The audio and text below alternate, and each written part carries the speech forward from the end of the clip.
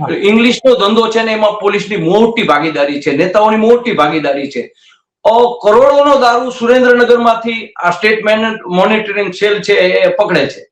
જગજાહેર વાત છે. ત્યાર પછી 3 ડીવાયએસપી, હું તમને યાદી આપું કે મેઘાણી ડીએસપી આવ્યા હતા. મેઘાણી સાહેબે એમની લોકલ ક્રાઇમ બ્રાન્ચ છે એને તાળું મારી દીધું ને ઉપર ફરિયાદ કરી ભાઈ આ લોકલ ક્રાઇમનું આ બ્રાન્ચનું કામ છે કે અમને દારૂની માહિતી આપે, અને એસએમસી આટલો બધો દારૂ પકડી રહી છે.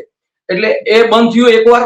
પછી લોકલ ક્રાઇમ બ્રાન્ચ બીજી વાર દુધાત સાહેબ આવ્યા આમની પહેલા, એમને પણ એ બંધ કરાવ્યું હતું. હવે આવે આ એસપી પ્રેમસુખ ડેલુ, એમને પણ શરૂઆતમાં આવીને તે વિખેરી નાખ્યું એલસીબી ને, જુદી જુદી જગ્યાએ લોકોને બદલીઓ કરી અને સંતોષ માણી લીધો.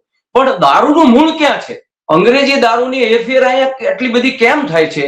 લેનાર કોણ છે, ખરીદનાર કોણ છે, ત્યાં સુધી કોઈ દિવસ તપાસ થતી નથી. આ લિસ્ટો તો ખાલી દેશી દારૂ વેચનારા સામાન્ય લોકોના છે. આમાં ચબરબંધીઓ કેટલાય નથી.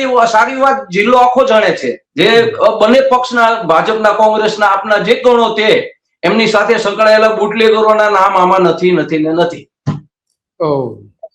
અને ક્યાંથી હોય? વાત તમારી સાચી. આપણે જાણીએ છીએ, હમણાંનું જ ઉદાહરણ છે કે જે ઉનાની આસપાસ જે દારૂ વેચાતો હતો તો ત્યાંના જે સ્થાનિક ધારાસભ્ય છે એની સામે આરોપ થયા હતા કે એ તો બુટલેગર હતા.